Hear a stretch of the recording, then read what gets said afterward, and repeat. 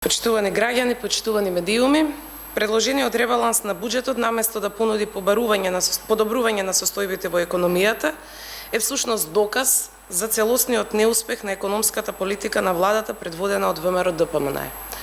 Овој ребаланс ја разоткрива вистината дека економијата тоне, граѓаните се оставени сами на себе, а власта продолжува да се луксозира додека ги задолжува идните генерации.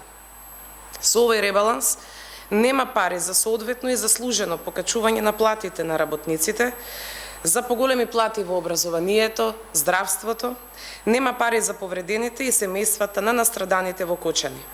Нема пари за нови мерки за заштита на стандардот на граѓаните, за намалување на цените.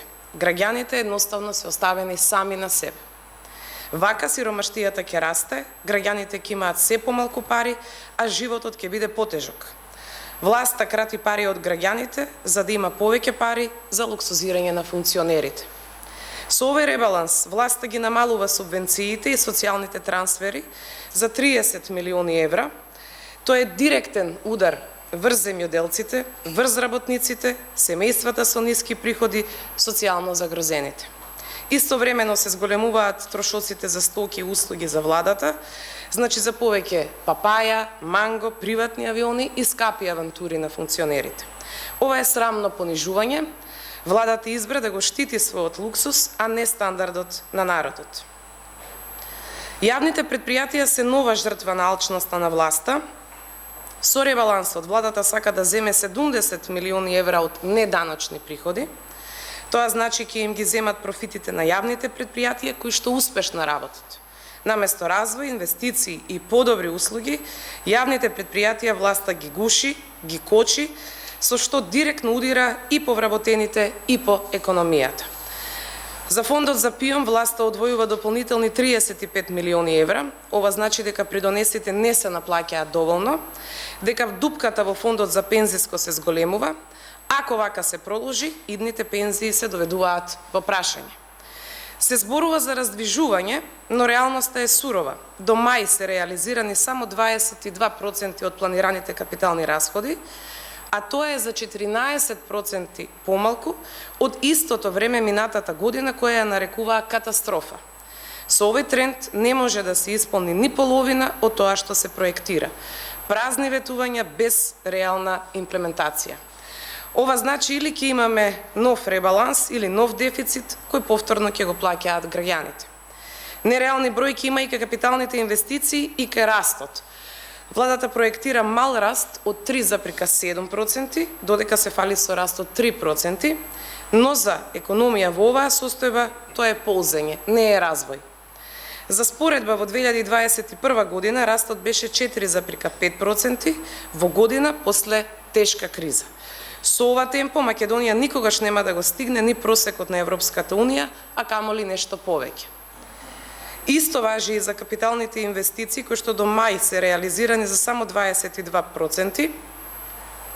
Од ресорното Министерство за финансии зборуваат за наводно намалување на јавниот долг за 50 милиони евра, но ја кријат вистината.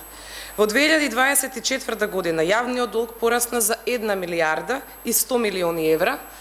Државата ја заврши годината со рекордни 62,4% долг од БДП, а над 90% од зголемувањето е дело токму на оваа влада. Во ребалансот ги нема ни 7 милијарди евра од Британија.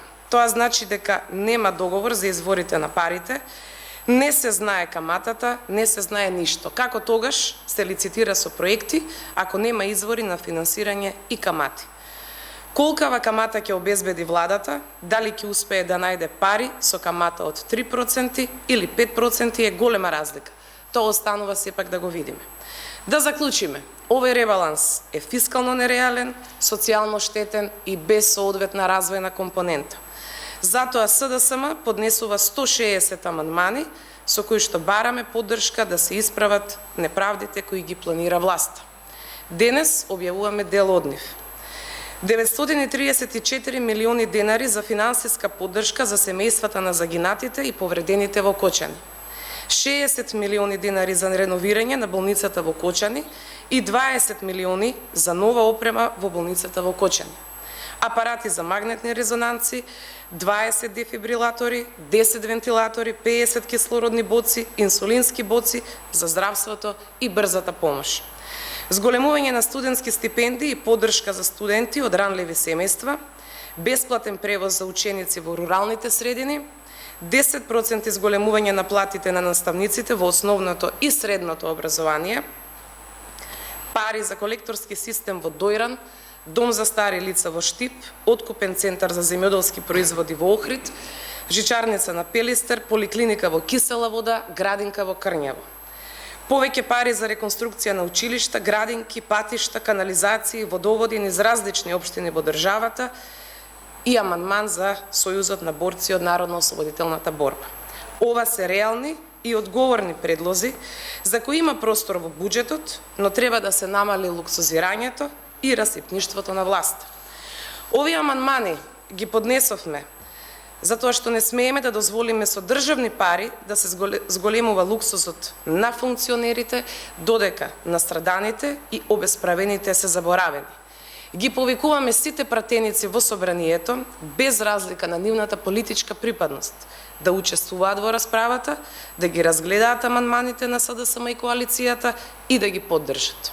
Ова не е момент за партиска калкулација, туку за солидарност, одговорност и праведност. Време е за економија која им помага на граѓаните, на земјоделците, работниците, наставниците, лекарите, на повредените и семејствата од Кочани. Македонија заслужува повеќе, не за луксузирањето на власта, да за повеќе пари кај народот и конечно поддршка за Кочани. Благодарам.